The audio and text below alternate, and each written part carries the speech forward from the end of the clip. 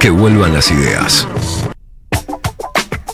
Bueno, lo viene adelantando Néstor Restivo. El domingo hay elecciones en Ecuador. Tenemos ahora una comunicación, una entrevista que nos va a dar más elementos como para analizar y saber cómo viene la cuestión allí. Pero ¿de qué estamos hablando en concreto, Néstor? Bueno, el domingo se enfrentan el presidente Daniel Noboa, que va por su reelección, y la candidata de oposición del correísmo, Luisa González. Ambos, recordemos, sacaron 44%, prácticamente lo mismo en primera vuelta, muy poquitos votos de diferencia, unos pocos miles.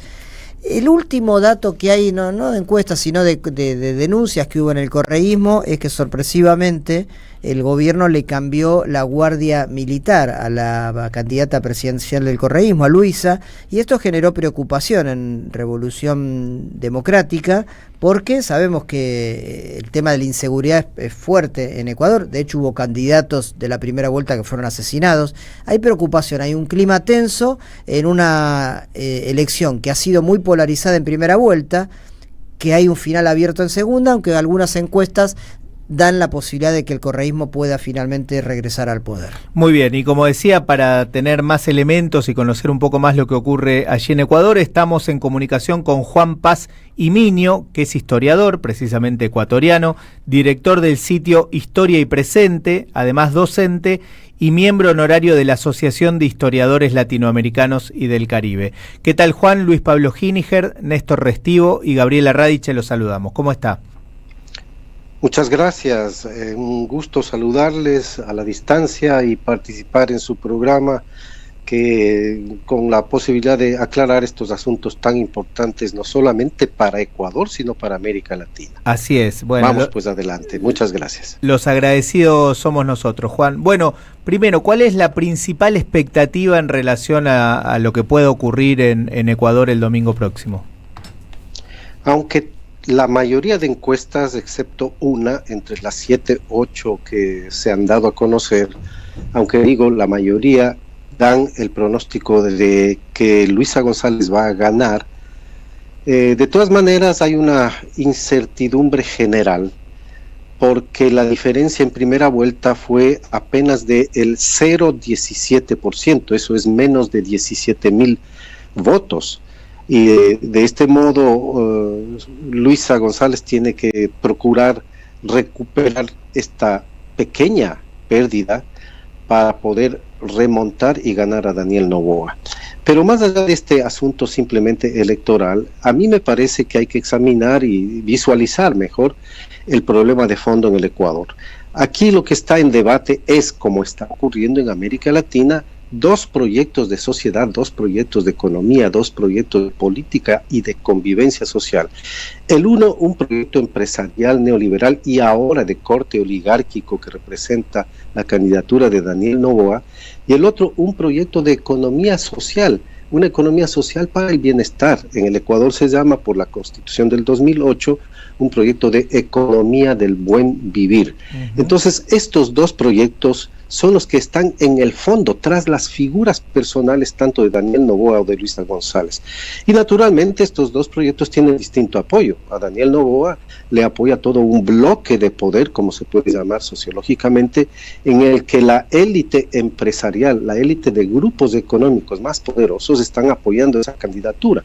Mientras en el otro lado, Luisa González tiene un amplísimo apoyo de clases medias, sectores populares, trabajadores, el movimiento indígena, el movimiento de los trabajadores y una serie de movimientos sociales, de tal manera que la polarización política entre Daniel Noboa y Luisa González no es solo de personajes, de candidatos.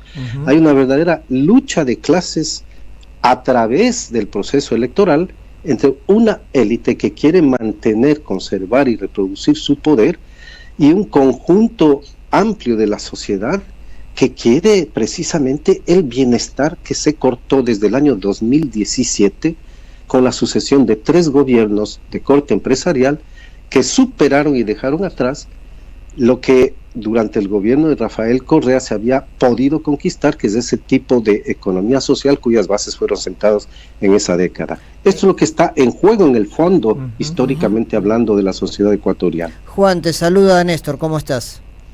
Néstor, sí, claro que sí, un gusto saludarte y darte un abrazo.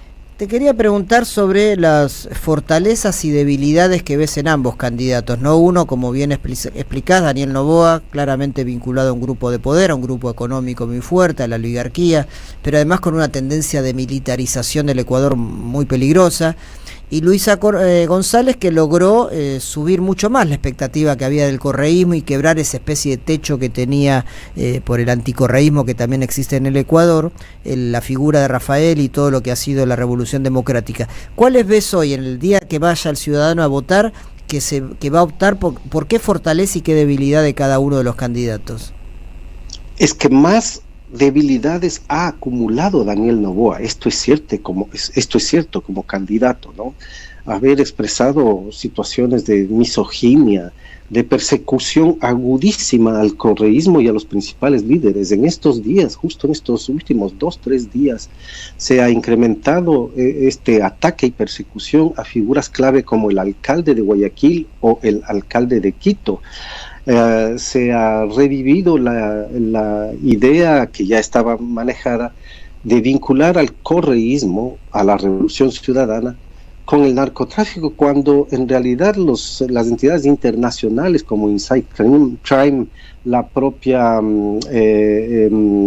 Miami Herald y otras entidades y comunicadores internacionales dan cuenta de cómo el narcotráfico está más bien vinculado a ciertos grupos de poder que están atrás del gobierno de Noboa e incluso vinculan al propio presidente con este tipo de actividades.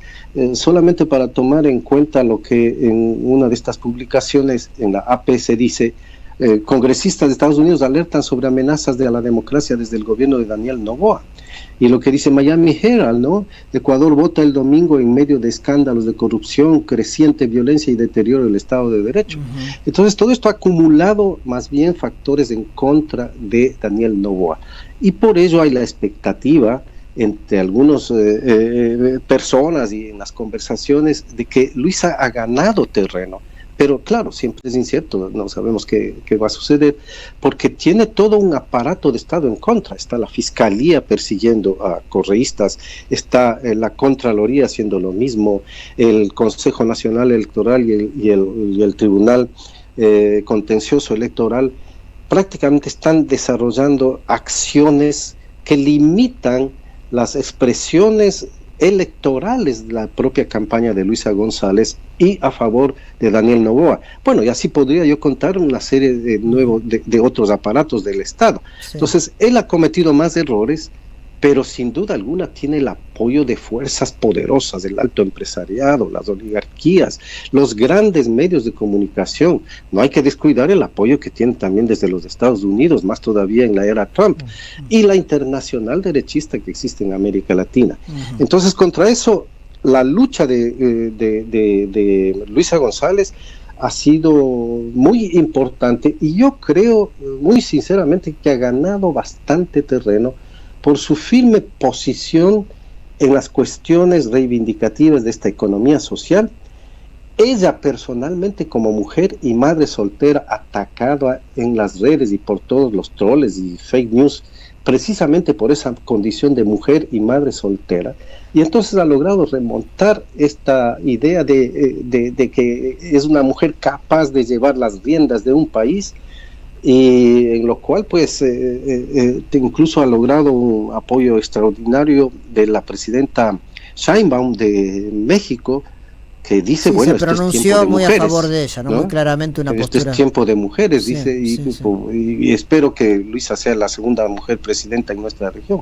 En efecto, todo esto es. Hay límites, como siempre, en una campaña, hay momentos incluso en que a veces se cometen errores. En algún momento una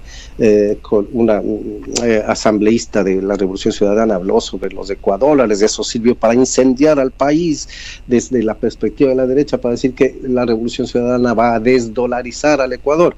Ustedes conocen, nosotros tenemos el dólar norteamericano como moneda oficial.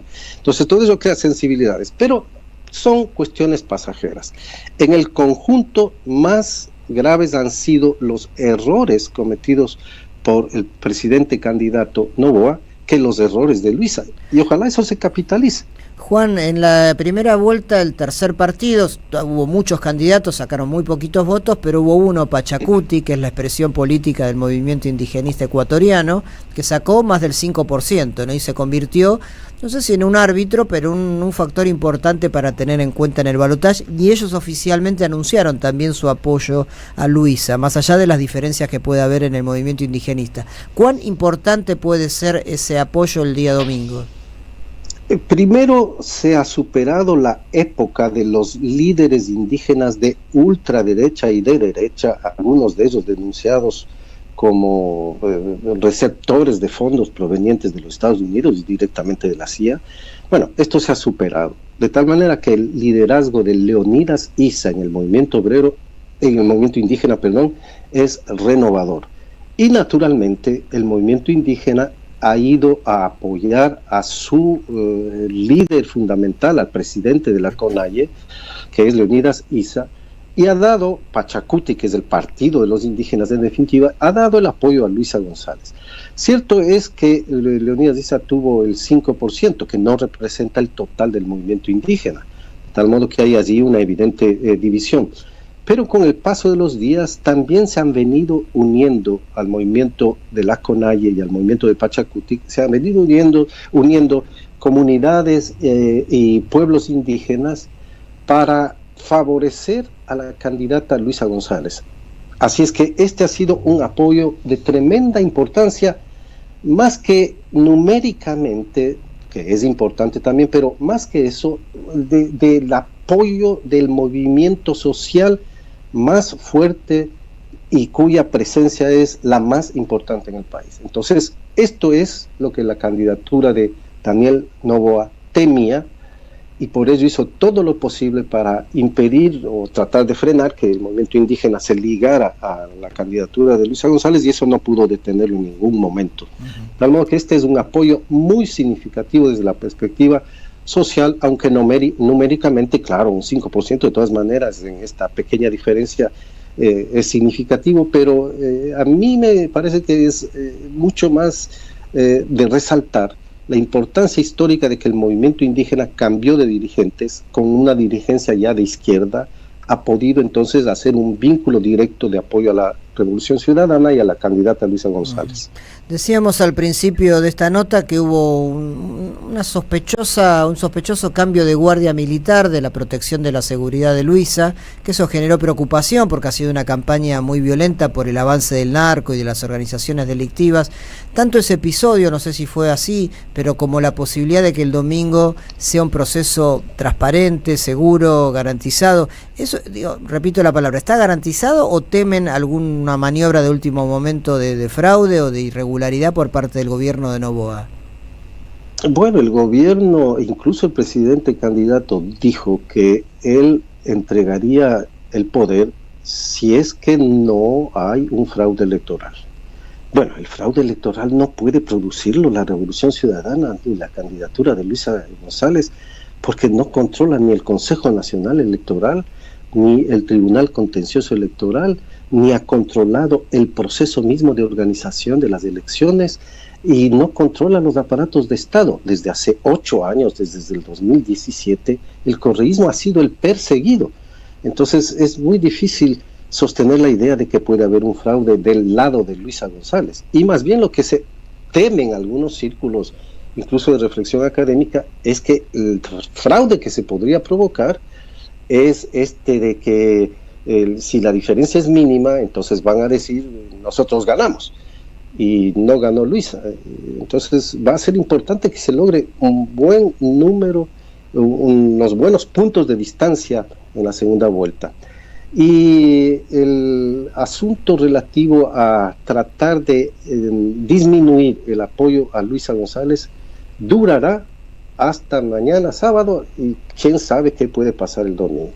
El alcalde de Guayaquil, por ejemplo, que es miembro de la Revolución Ciudadana y apoya a Luisa, ha dicho que tenemos un presidente y un gobierno y unas fuerzas que le apoyan que son capaces de todo. Esa frase es sintomática de lo que podría pasar. Son capaces de todo. Así lo ha dicho, y es una frase que ha aglutinado, al menos en redes, una extendida idea de que bien podría haber una situación tal, no sabemos de qué naturaleza, pero que afecte la posibilidad o del triunfo después del triunfo, quién sabe qué puede haber. El retiro de la guardia militar para cuidar a esta candidata, debido al avance de la inseguridad y del crimen organizado en el Ecuador, claro que también despierta sospechas de qué está pasando y qué se quiere hacer con ello. Así que veamos qué es lo que sucede en las próximas horas. Muy bien, recuerdo que estamos conversando con Juan Paz Imiño, él es historiador ecuatoriano. Juan, una última pregunta. ¿Cuál ha sido, si es que tuvo alguna, la participación de Rafael Correa en esta campaña electoral? Recuerdo a los oyentes, Rafael Correa en el exilio, ¿no? No está viviendo allí en Ecuador. Las derechas políticas económicas y el anticorreísmo, que tiene variadas tendencias y sobre todo el odio político como guía, acusan a Rafael Correa de todo lo que tú te puedas imaginar, hasta que se fue la luz durante el día. Claro. Y esto ocurría 14 horas al día. Bueno, se le acusaba a Rafael Correa que no está ni en el país y está 8 años fuera del poder. La Revolución Ciudadana se le acusaba de ser el causante de toda esta situación. Entonces no hay que admirarse que ese anticorreísmo siga declarando que Rafael Correa es algo así como el que dirige las marionetas, como llaman, y que dirige a Luisa González. Pero viendo objetivamente no es así, e incluso Luisa González ha logrado crear una imagen muy importante de su propia valía personal y de su propia presencia femenina, desligándose en mucho de lo que era algo así como la subordinación a Rafael Correa. Eso no existió ni desde el comienzo y mucho menos ahora. Y eso es importante porque entonces aquello de decir que está siguiendo a Rafael Correa, que escucha las órdenes que le da, entonces ya no funcionó. No está funcionando en este momento y ha sido bueno que eso ocurra. Bien. Juan, muchísimas gracias nuevamente. La verdad es que nos ha dado un panorama muy pero muy amplio e interesante. Probablemente lo volvamos a molestar más adelante una vez conocido el resultado del domingo para ver cómo se está evaluando la marcha del nuevo gobierno. Le mandamos un abrazo muy grande. Un abrazo también, gracias estimados amigos y gracias a todos los oyentes. Chao, Juan. Era Juan Paz Imiño, recuerdo, historiador ecuatoriano, director del sitio Historia y Presente, que se puede encontrar en la web, un sitio muy interesante con información de la historia del Ecuador, también del presente, con su propio nombre lo indica, y además es docente y miembro honorario de la Asociación de Historiadores Latinoamericanos y del Caribe. En AM530 pasan